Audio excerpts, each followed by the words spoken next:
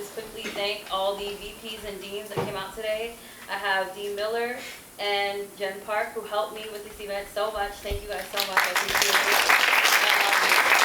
I have Dr. Judy, and I want to quickly shout out Professor Gallardo and Professor Derillo because you two also support me unconditionally.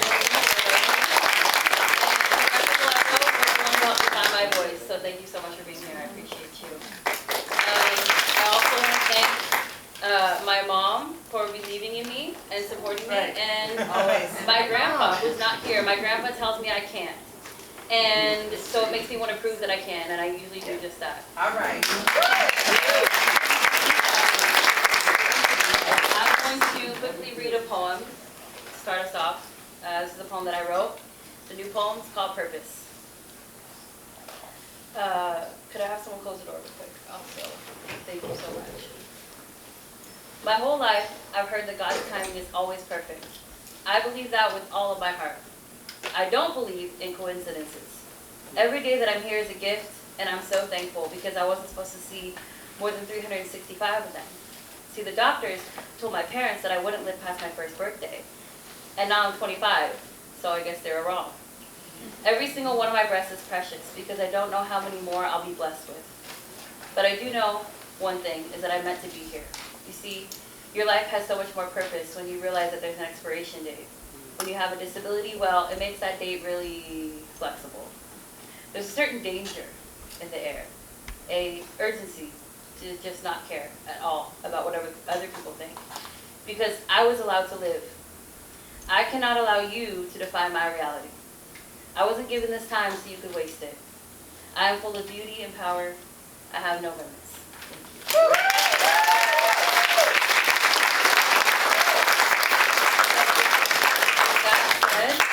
I would just like to introduce our keynote speaker. I can confidently say that Wesley Hamilton is currently the most inspiring person I have ever had the privilege to meet. He has been featured in Ebony magazines and Men's Health magazines, as well as several Kansas City news outlets, and I know that he will be making many more national and international headlines in the near future. Several years ago, Wesley suffered a spinal cord injury as a result of being shot multiple times. He is someone who values life because he's experienced how quickly everything can be stolen from you. His drive and determination is unmatched by most and coveted by many. My most favorite Wesley Hamilton quote is, "What are you going to do when those excuses don't make sense anymore?" One day I was on Instagram and I saw this man climbing a rope, which is impressive enough already, but he was doing it with a wheelchair attached to his lower body. Oh my gosh. It was in that moment that I said to myself, OMG, I have to meet him. He is a nationally recognized award-winning athlete, CEO and founder of his own foundation, Disabled But Not Really, and a single father. I am so excited for you all to hear what this beautiful man, inside and out, has to say. So without any further ado, please welcome Wesley Hamilton.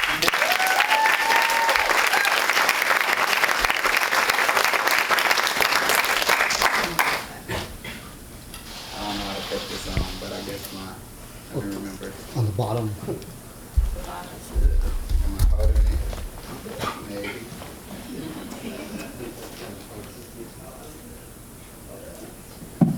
Oh, see, he was already in there. Hey. Hey. All right, this is awesome. Thank you for the intro. Oh, that intro was amazing, by the way. Thank you so much. Gave me a little bit too much credit, but it's awesome. Thank you guys for having me here. I've traveled a long way. I'm from Kansas City, Missouri, born and raised, and it's a great opportunity to go anywhere and actually provide not only an inspirational message, but to give those that may be disabled and some that are not a different perspective of what you think a person with a disability can and cannot do. So, going forward, I want to start, we talk about, defines stereotypes and what stereotypes actually are. Well, for me, I grew up kind of just with stereotypes over my head. I mean, that was just the community I grew up in. I limited myself to opportunity because of those stereotypes. And at this point, I wasn't in this position, but I had already started to believe what other people thought of me.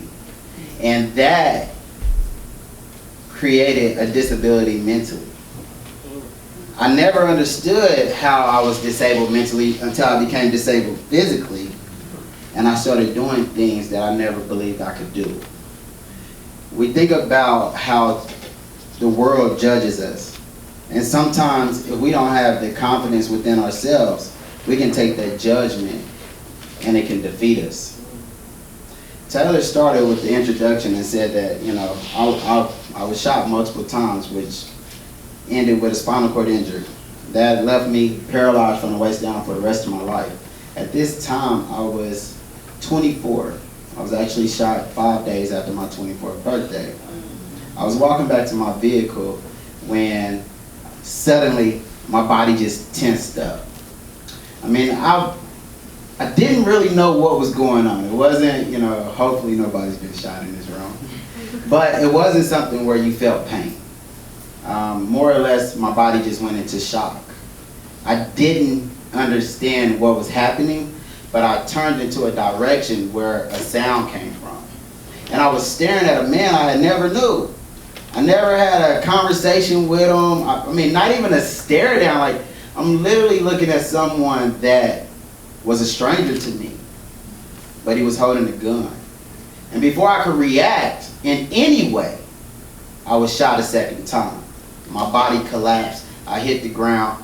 Instantly, I'm thinking I'm dead. I grew up and lost my first friend at 13. Reality of death in the community where I come from is real. So at this point, I'm more happy that I was at 24 when I was about to die. But I was also thinking to myself, what can I do now that's going to help me through this process? It really wasn't no choice. I mean, I literally thought I was dying, y'all. And the sad part about that whole situation was that I had just got sole custody of my daughter, who was 2 at the time. And I think the only thing that was going through my head was more regrets of not being able to be this father figure that I hoped to be. So, let's get off of that. So I never knew who I was until I became paralyzed. See, all these stereotypes allowed me to focus on trying to fit in instead of just standing out. Being myself, because everyone else around me was particularly trying to be the same thing. And when you're around so many people and you're still trying to figure out your own identity, sometimes you can fall into that trap of trying to be a part of their identity and not your own. So before I start, and I'm really going to hit you guys real hard, I want to play this video. And I think that it just speaks on identity all the way around. So just give me a second. I want you guys just to listen. Oh, and by the way, that is my voice. So trust me, y'all know. So y'all can just, when y'all, I want y'all to feel it, but just know this was me that was speaking this truth. People are obsessed with the idea of being someone else. I want to be myself. There's no perfection, but there is always room for improvement, and that's the beauty of it. I want to become the best version of myself. I define my own path. I tell my own stories. I live my life, not yours. I build myself. All right, all right. I hope everybody understood that message. That was my little Nike moment. I just want to show y'all, that was my Nike moment, okay? I was feeling it, you know? I believed in myself when I got approached with this opportunity, and they said, Wes, we want you to kind of do it like a Nike commercial. I said, say no more. So that was my Nike moment, so I like to kind of present that first. The reason why I did that was because the whole campaign behind that was build yourself. And if we can focus more on building ourselves, then we quit judging other people. And as a person with a disability, I understand judged. Basically because no one knows you. No one understands what you're going through. But they're quick to judge you from the things that they see, not who you are from the inside out. But when you're focused on just building yourself, those judgments really don't matter. And so when I first got paralyzed, I must have maxed out about 250 pounds. I have been overweight my whole life. I'm 5'4". Y'all can do the height weight ratio. Well, when I got paralyzed, it was harder. It was a lot harder. But the worst part about it was I chose to identify myself like other people with disabilities that I had seen. And at this point, it wasn't much of, inspiration. It was a lot of people that I seen that were more depressed, really wasn't upbeat about life. And they had this identity that I fell into. I mean, I went from being, I don't feel like I was the most confident person because I was still trying to figure out who I was. But I also know that I made my own decisions and my own choices. And now I was in a position where other people had to make the decisions and choices for me. Or so I thought. You see, the reality of a person with a disability in this world isn't really pushed out there where you can say, okay, I'm disabled, but I can be independent. You believe that you have to be dependent. From the doors having to be open, right? About those buttons. I'm a fan about those buttons, I tell everybody. But, from someone, or say for me, I get out the car, someone instantly thinks I need help. Instead of just kind of waiting and seeing, it's more, hey, this is our reality. Society has made us believe that people with disabilities need assistance. So then it becomes harder to look at someone with a disability and say, no, they got it themselves. It's just a mindset thing. When I grew up, my parents used to tell me not to look at a person with a disability.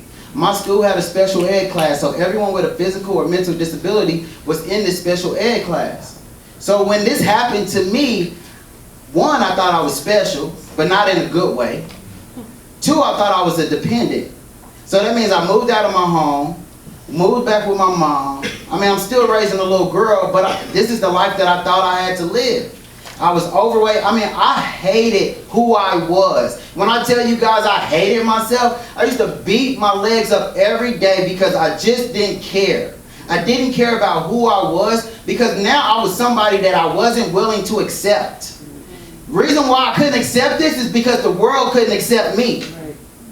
And it fell so deep into my soul that the world wasn't going to accept who I was. I didn't have to do some amazing things just for the world to know who I am. I did those things for me to know who I am. It wasn't about the world anymore. Well, after my first year of being paralyzed and being overweight, I suffered, I was diagnosed with a pressure ulcer. It's basically you sit all day, you get sores. If you don't lift your body up, you get sores. Well, I didn't care. So it didn't matter to me. I thought, I got a sore, it's going to heal. Well, it didn't. It led to 2 years of bed rest, 6 surgeries, and I could only get out of bed for 3 hours a day. You talk about struggle. Look at me. I wasn't happy. I wasn't one of those guys that you see today. I wasn't me. I was lost. Not only was I overweight, I tried to go back to some old ways, and that was the result. I wasn't happy. Only thing I knew is that I had a little girl.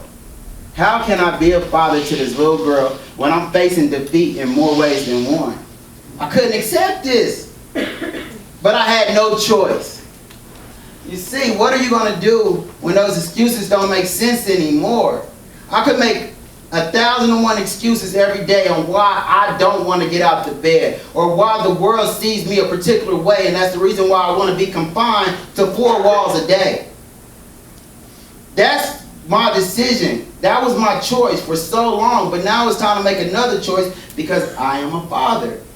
This is my beautiful little girl. Hold on. Hold on. I got you. This is my baby. Alright, so this is my baby. And what happened is as I was worried about the way the world saw me, this little girl just saw me as a father. Every day she said, "Daddy." She didn't look at me different. She would push my chair. It was fun. But she also called it a Superman chair. So now in my mind, I got to be Superman for this little girl. And now I have to do something that I've never done before. I pulled something out of me that I never had. It was will. It was faith. It was belief. It was something that you build when you're tired of worrying about how other people see you and you focus on just yourself. I never focused just on myself. I always worried about how people saw me. And now I was in a position where I was always going to be different.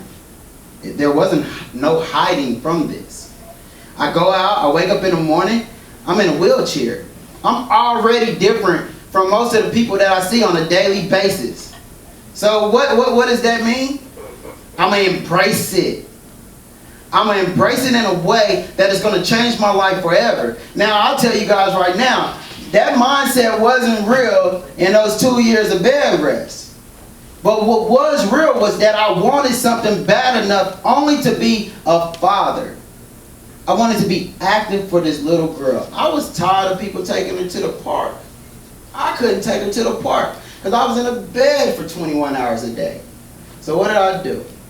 I went to the doctor and I asked him, what can I do to be more active, heal my body up, and I just want to be a father? He said, add more protein in your diet. Guys, I was overweight, right? Like I was overweight. There was no way I knew what protein was, and I didn't know how to add more of that to a diet. I didn't know what a diet was. So right now he was speaking real foreign to me, and it wasn't something that I could translate. All right? So what?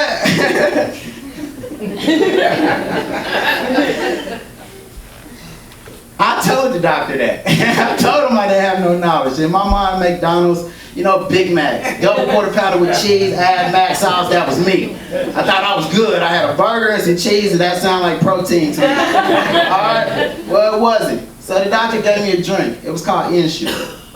And I stress Ensure because in my mind, I had an 85-year-old grandma that drank Ensure every day. So now you want me to drink this drink that my grandma drank. I didn't know why my grandma drank it. I just knew my grandma drank it. And at that point, it was a special drink for my grandma. It wasn't special for a guy 26 years old in a hospital bed. So again, I'm still not understanding what am I supposed to do, but I was tired of making excuses. I went to school. I could get out for 3 hours a day. So I enrolled into a community college back home. Took up a dietitian course. The moment I opened a book on nutrition is the moment I fell in love with nutrition. By my last surgery, January 2015, I get in a hospital bed because there's no way we can just jump on the scale. Now, so this whole year of me trying to eat right and all this, I'm transitioning, my body's changing, but I'm in denial. I couldn't believe that I could lose weight because I was paralyzed. If I couldn't run, I was doing some cardio, a hand cycle, but it wasn't like my legs was moving. So I didn't know what even working out was. I didn't. So I was in denial. I was in complete denial. I was a size 44 jean. I got down to about size 36 and I kept a 36. No matter how much it hung off my butt, I kept that 36 because I was in denial. So when I got into this hospital bed and they weighed me, I was 135 pounds. And in my mind, I was 130 because I had clothes on. So I took the clothes and subtracted 5 more pounds because I believed that I had been that dedicated, I deserved 5 more pounds away. But it changed my mindset. It changed my mindset on so many different levels. It didn't only empower me and allow me to find a way to accept who I was, but it showed me that if you put your mind to it, anything that you want in life, you can have. At this point, I was taking control of my life. I believed in myself. I believed in myself because when I was walking for 24 years, every time I got out and tried to run, I stopped. I didn't want it. But I had no choice now. I had to be a father. There was no way. Life was more than me. It was bigger than me now. I had to pull out that will. So I lose this weight, and while I'm in this bed, it's like 6 weeks I gotta heal. My mind shifted, and I said, man, I went through all this struggle because I witnessed other people's struggle. I didn't just choose this identity, I saw it. I implemented it into my life. I thought that was supposed to be how I was going to be defined the rest of my life. Well, now I did something that I never witnessed somebody doing. I mean, I lost 100. It was 8 months. I lost 100 pounds in 8 months. While on bed resting, all I did was change the way I ate and drank water. And that was it. So, for these 6 weeks, I decided to start an organization, which was the Disabled But Not Really Foundation. At this point, I believed that my purpose was bigger than me. I believed that the things that I had just did was something that the world needed to understand and know. That just because you have a disability doesn't mean that your life cannot change. Doesn't mean that just because of the position that you're in today has to be the position you're in tomorrow. See, yeah, you guys might see me in a wheelchair, but I see myself walking. Because I'm walking on purpose. I'm changing lives because I've changed my life. And I realized that the position that I'm in was actually a position I was supposed to be in, because I would never be making the things happen in my life if it didn't happen to me. It's like, how do you think of something of a man being shot twice, paralyzed, overweight, defeated, to overcoming adversity on so many different levels, and that's not purpose? Oh, that's purpose. So what I start this organization. I'm out there, but I didn't know what I needed to do. I didn't know how I was going to help people with disabilities. I just knew I wanted to. I had to give them something. I had to help people take control of their life.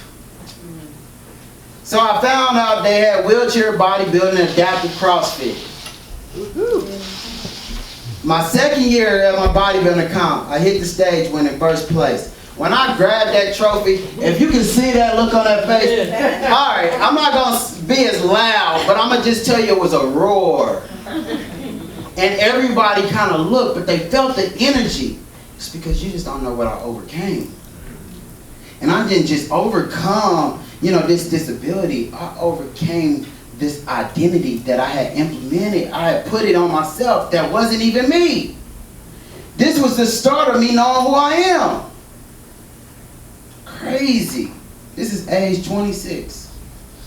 The next picture, me climbing the rope. That was featured in Men's Health magazine. You telling me I got featured in Men's Health magazine? Oh, no. And this was a full page spread, May 2017 issue, if anybody want to know. But in my mind, I had never seen someone in my position, in my skin color, overcoming adversity like this. Like, I had a smile on my face. Because this is me. I wasn't doing it for anybody else. I was doing it for myself. I didn't grab that rope and climb up it just so somebody wanted to see it. I did it because at this point I was challenging myself to see how far I could push myself past my mental limits every day. And this was just another challenge. Y'all see this picture of me skydiving, right? Yeah. I did that Sunday. Hey. Yeah, I threw it on up on the presentation for y'all to see. But no, I literally did it Sunday because I had pushed, this away, pushed it off so long. I reached out to friends and I'm like, hey man, I want to go skydiving. Y'all want to skydive with me? And everybody had excuses on why they didn't want to do it. I was tired of excuses. So since I know I was coming into this beautiful city, I might as well go ahead and jump out the plane too. I believe that I have full control of my life and that I'm so open-minded, but I'm free. I'm mentally and physically free. I'm not bounded by anything because I won't allow other people's views stop me. See, if my doctor, I'm a doctor's friend now. But at the beginning, my doctor said, don't do this, Wes. Don't do this. Same thing over here. I can wear water skiing. You're like, don't do that. Don't y'all know, I didn't even know how to swim. Okay, it's a stigma in my community. I never knew how to swim. I just never knew. I didn't think I could. I just didn't think I could. I didn't. So when I started competing, I went to a competition in Miami where you had to swim in the ocean, no matter what your disability was. So I learned how to swim. I got in the ocean. Hold on. I thought that was cool too, right? So let me tell you a little story. So I got in the ocean. Actually, let me take you how it went. So January this year, I'm ready to swim. I'm pumped up. They give us the workout. The workout consisted of us pushing a mile down the boardwalk before we hopped in the ocean. It was like an 800-meter swim, so 400 back and forth. I'm like, cool, I got this. I mean, I'm literally alongside, guys running with one arm, guys running with one leg. I mean, at this point, I got all my limbs. I'm thinking, I got this. I'm not understanding that the water's different, right? Like, it's not the same as the swimming pool. But I got this. So I've done a lot of 5K, 10K runs and things like that in the city lately. So I'm like, this 1 mile ain't nothing, so I'll push it. I'm the very first person down to the beach. I hop out the chair. I don't know how I hopped out the chair, but I got out the chair so fast. I get into the water and I'm swimming. I'm swimming and they tell us to go reach out to like a yellow buoy. Is that, yeah? Okay. So I'm looking at it. Well, it starts to get further and further. Right? Now by this time, I'm still trying to get to this yellow thing all the way so far away, but I'm witnessing all these other people catching up. Oh man, I thought I was the best swimmer until I got in this ocean and I realized the water was pushing me the other way. So now I'm at this point where if I stop, I drown. So I cannot stop. And if we all look at our lives and say, if I stop, I drown, you will never give up on what you believe in. I literally felt like I was out there for 30 minutes, lost at sea. There was no hope unless I had it in myself. The guy came by me with a jet ski and said, Wes, you went too far. I'm thinking I get to grab this jet ski and ride to the beach, right? Oh, he leaves me. But then I get knocked out by a guy with no legs and he's gone. So now I'm thinking to myself, I can't make excuses. It's those type of points in our lives that we have to look at someone else that might be in a worse situation than us, that are doing more than us. And I witnessed a man that didn't have any legs, and he's gone. Now, I don't know if he was a swimmer before. All I know is that he had less than me and was doing more than me. Wow. And so I took a lot of messages from that point.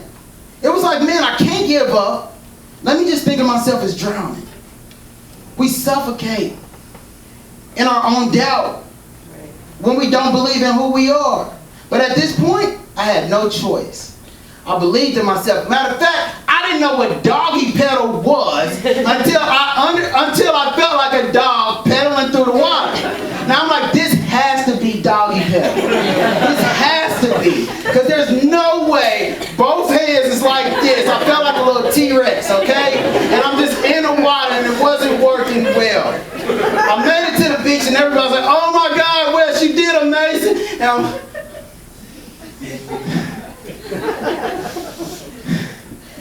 I couldn't take a breath, but I knew that I had made it. And sometimes, by the time we get to that finish line, all we got is to catch our breath because we made it. I made it. And that was another moment of overcoming of adversity. Like, I'm in the middle of the ocean in Miami, and you think I'm going to drown in Miami? You think you're going to put that on my name? And I'm going to drown? No, okay? So I took control of my life. And with that, I have done some amazing things with my life, but it all happened because I know exactly who I am. I've embraced my reality. But embracing my reality taught me accountability. A lot of us don't want to take accountability for our own actions. See, when I started my story, I told you guys I was shot by a man I never knew. But my actions before he even showed up that day led to me being put in this position. Now, did I know that? I didn't. Because not only did I doubt myself, I doubted that situation. I believed that it was someone else's fault for the reason why I got in this position. It was my own. And sometimes that even though we might not think in reality like, man, how is it my fault? Taking full, complete blame of situations can help you take control of your life. I got to meet the man that shot me. I didn't meet him in a jail cell. I met him face to face. And when I met this man, the first thing I asked him was why. I wanted to know why, but I didn't really care. See, I had freed myself. Like, I feel completely liberated. I've done so many things in my life in the last 3-4 years that you can't tell me that this wasn't purpose. So when he told me, this is how it happened. Mind you guys, it was on national television. Okay? Yes, crazy, right? It'll be on Netflix at the end of this year. So you will be able to witness the same thing I'm telling you. I rode up in this place where we was meeting at, and I went up to the guy, and the first thing I said was, before you speak, I want to let you know that I take full accountability for my actions. And I know that that day, whether it was 30 minutes, an hour, however long I was at this particular place, I was not in the right character. I know that. And so I let him know that up front because I didn't want him to take away his truth on why it happened. So I said, so why? He said, man, and it sounded so sophisticated.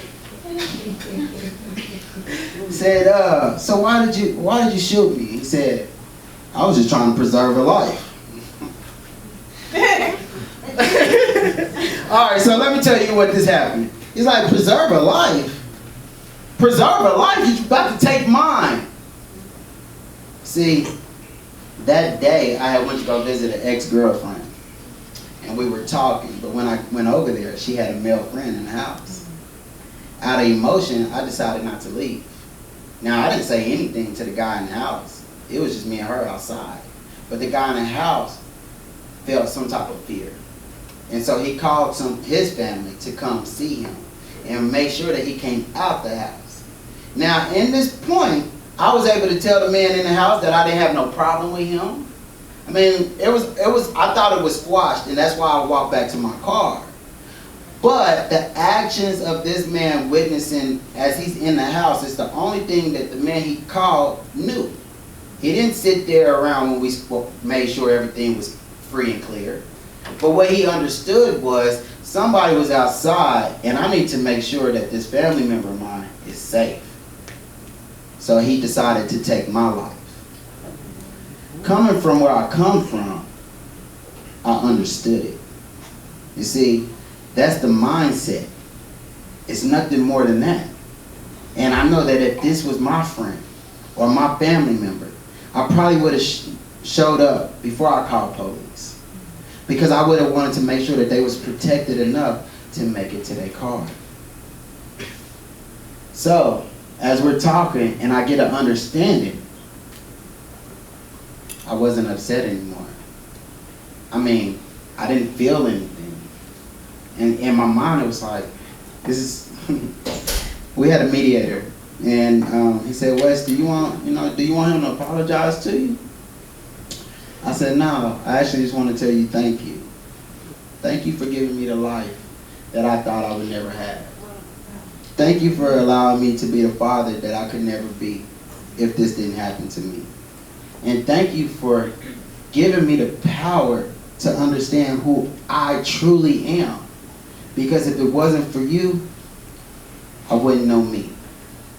And sometimes if we can take that and understand that the power, even as people with disabilities, if we understand the power of taking accountability, or just understanding our situation and embracing it, and then we can be powerful.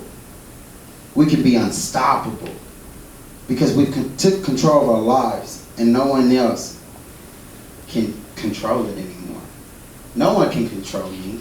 That's why I jumped out of the plane on Sunday. I believe that no one can do anything that I don't want done anymore.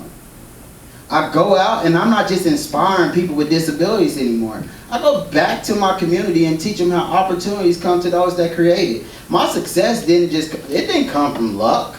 It came from hard work. It came from self-belief, self-love. It didn't come from any more than that. And I've matured in so many ways from that. And now I can go out and teach people that don't let your struggle be your identity. This is a struggle. But I grew up with a struggle. I grew up as an African-American man in America. And I had stereotypes on me in so many ways. And so when I took control of my life, I understood that all the struggles that I ever lived with had defined who I was supposed to be. And now I'm writing my story. Now I'm creating my reality. No one can define Wesley Hamilton. No one can define any of you if you know who you are. When I wake up in the morning, I give myself a few different affirmations. I tell myself how amazing I am, how beautiful I am, how great I am. Because when I can instill greatness in myself before I go into a world of negativity,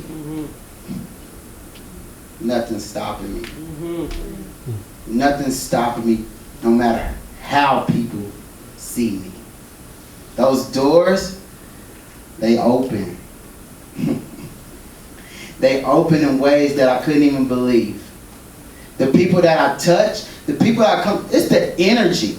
The energy of loving yourself, it helps other people figure out how to love themselves. And in reality, I don't know how you guys feel, but for 26 years of my life, I never truly understood what self-love meant. I was always trying to have other people love me. I didn't love myself. So I didn't accept it. I didn't accept love. It came out in a negative way. Why you want to love me? I don't even like myself.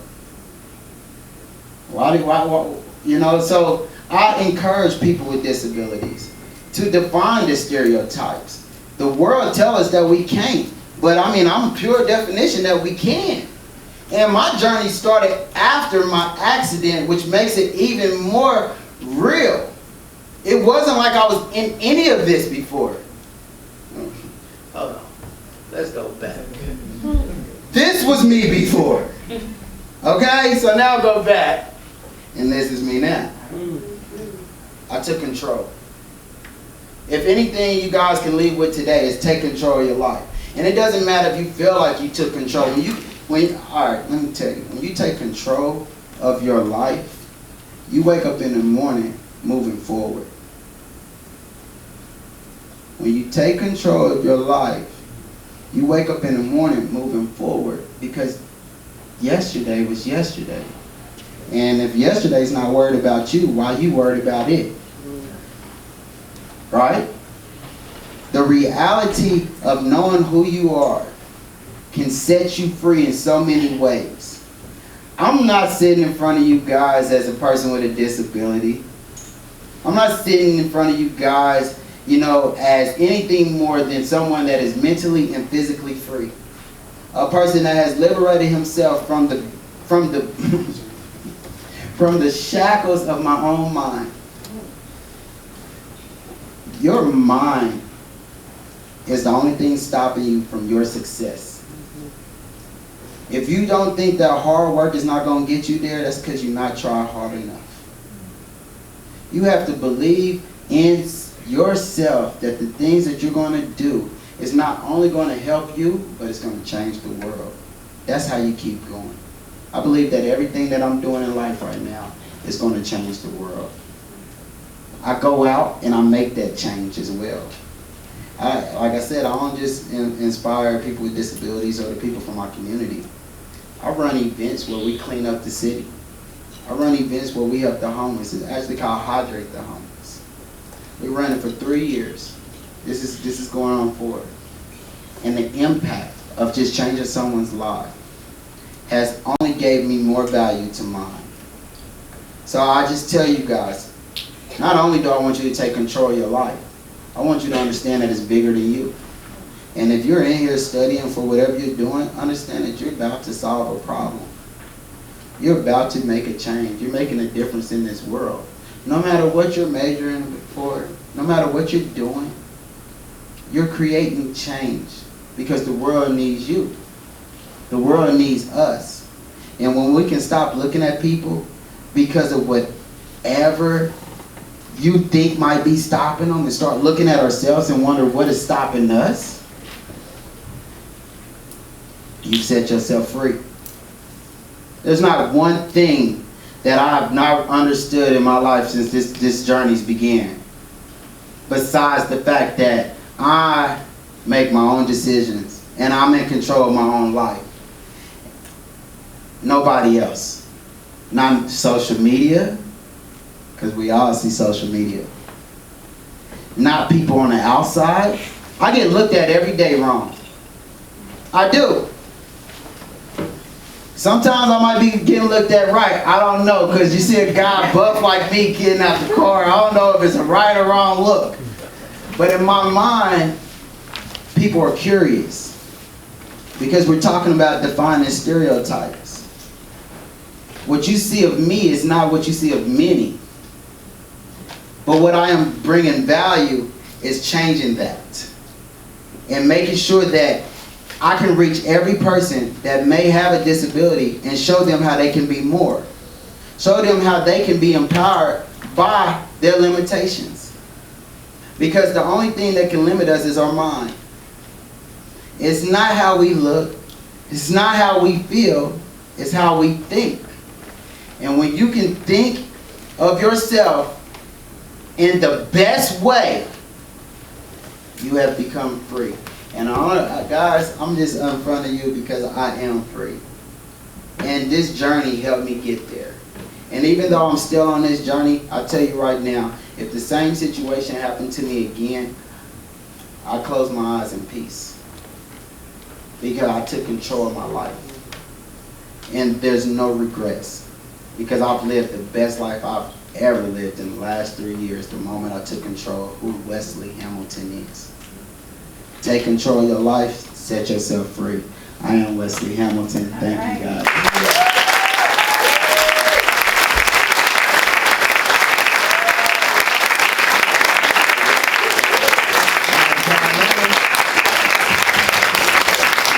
I know Charlie wants to do some Q&A, but I'm going to let her share some words. He pretty much said everything, honestly. I just wanted to open up to Q&A. I know some of us came in late, but don't worry, it was recorded, so you'll be getting that link. It's all good, not calling anybody out, but don't worry. So if anyone has any questions, now's the time to ask. What's up? Hi.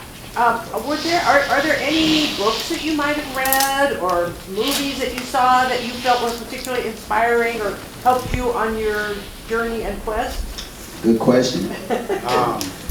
I'm ready. I'm ready to take notes. So here, this is a good thing, because on that journey of finding myself, I had to reach out and do things that I never done before. Like one of the biggest things was reading. I mean, I read in school, but I didn't read after I got out of school. Primarily because where I come from, reading would have looked weak. And the choices that I was choosing to make would have made me look weak if I ever thought to pick up a book and say, man, I'm just trying to educate myself. So when I took control, I started reading. When I first started reading, I read more, I started reading self-help books. And I started listening to podcasts. One of my favorite books is Principles. It's by Ray Dalio, D-A-L-I-O. It teaches you life and work principles. It basically teaches you how to take control of your life. The other book that I can say, because I believe in entrepreneurship, so I do read a lot of books that's geared to that. It's one by Napoleon Hill. It's not Think Rich, Grow Rich. It's How to Raise Your Own Salary. It's a classic. A lot of people don't know about it. But the purpose of that book is teaching you how to, again, take control of your life to actually create the opportunities that you want. Amongst so many other books. Yeah, one that I can think of is a book by Dr. Albert Cruz. He actually teaches here at Mesa, and it's called Becoming Who You Want to Be. Highly recommend it. It's about goal setting. It's a very good book. Now, podcasts, I'm on podcast all day. I have my own podcast. It's actually called The Disabled Truth. So if you guys want to listen to it, check it out. I really just go in depth of kind of what I talk about with disabilities. And we talk about the stereotypes a little bit more and define them in a different way. I mean, I don't like stairs, and a lot of people don't understand why. Come on now. So we got to talk about it, right? So things like that. But The Disabled Truth. Another podcast that I listen to is Gary Vee. Gary Vee just brings a lot of people on his podcast, and then How I Built This. So if anyone's looking for entrepreneurship or even just trying to listen to a lot of different creators in our generation, How I Built This is an awesome podcast to listen to. You'll find stories you're going to relate to, from Airbnb to Uber. I think the first one that I engaged into was Power Rangers. I grew up on Power Rangers. I wanted to know how he built it. A lot of these stories, and the reason why these people became successful is because they took control of their life. So, there are some other books. It's just the verbiage of these books and the titles. I just don't feel like I would like to say, but I can give them to you here in a minute.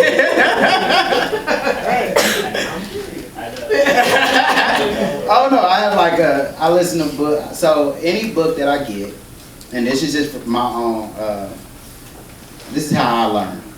I buy audiobook and I buy the paperback.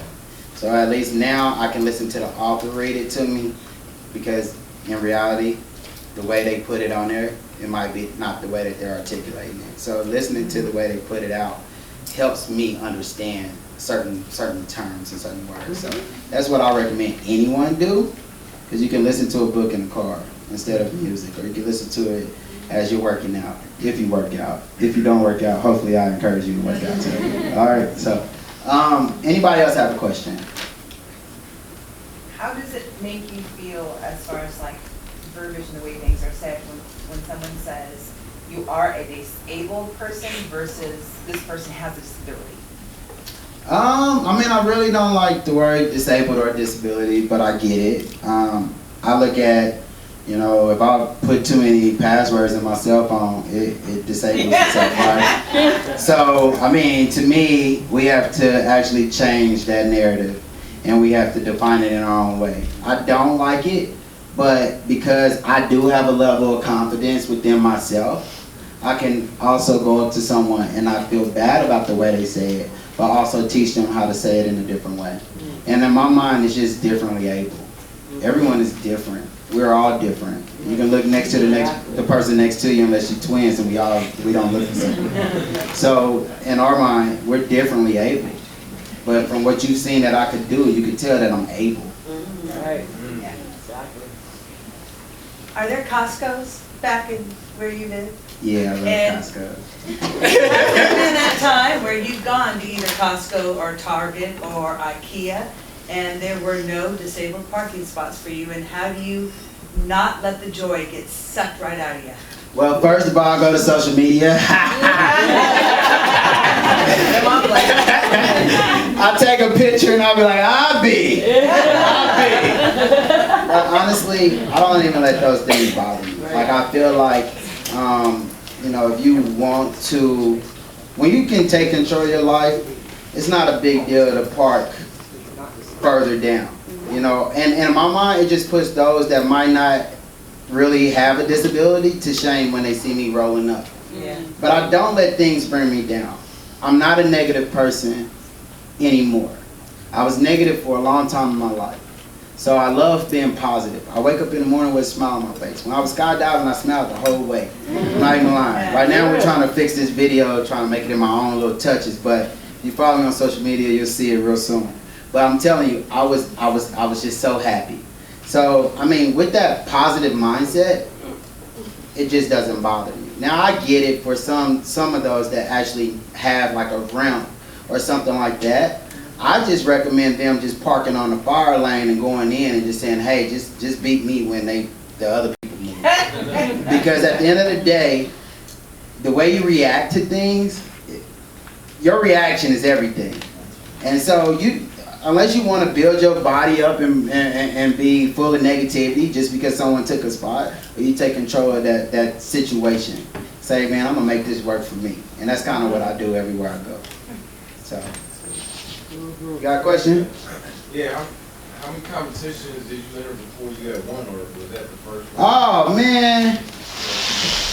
Okay, so this is I didn't pass this slide. So what I want to show y'all with this one, this is the empowering part, is that these are pictures of me. And these are me at competitions, right? But you see how I'm encouraging every athlete. Because I see myself in them. And I understand if they can push themselves, I need to be right alongside of them because I already won that battle. And a lot of these people are trying to fight it. Now, when it comes to me competing, I can say that every competition I've been in, I've been either first or second place. So,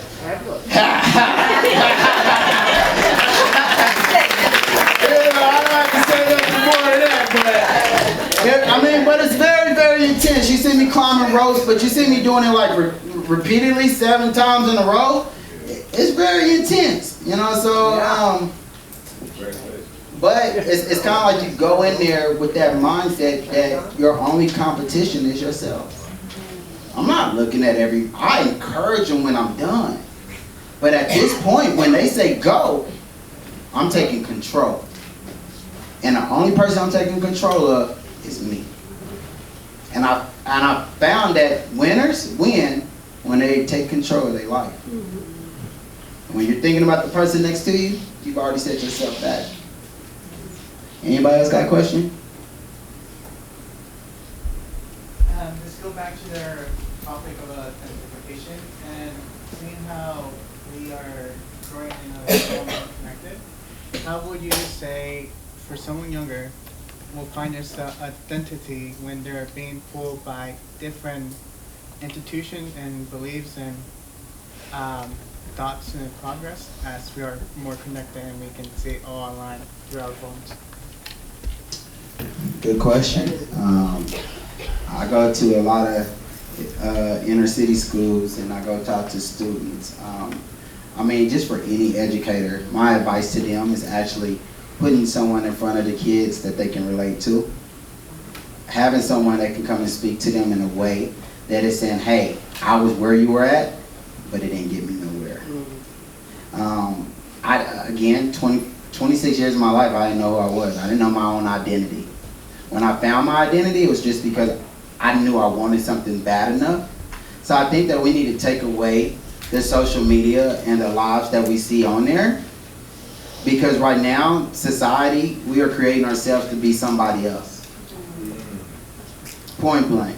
It doesn't matter what we're doing. When we look at someone doing better than us or reaching a level that we want to go to, we start to follow their path. And we veer off our own. So it's not a real good way to really say, like, how do you reach these kids? But when you got someone like me, as well as amongst other people that actually truly know themselves, we will spend the rest of our lives teaching kids how to be themselves. And I think when you got leaders like that in whatever community you're from, then we can start to see change. So if you know who you are, go out and teach somebody else how to be themselves too. And with that, I just want to close out. Thank you so much for coming. I'm going to dismiss this now. And if you have any more questions, Wesley is hanging out for a little bit. Thank you so much.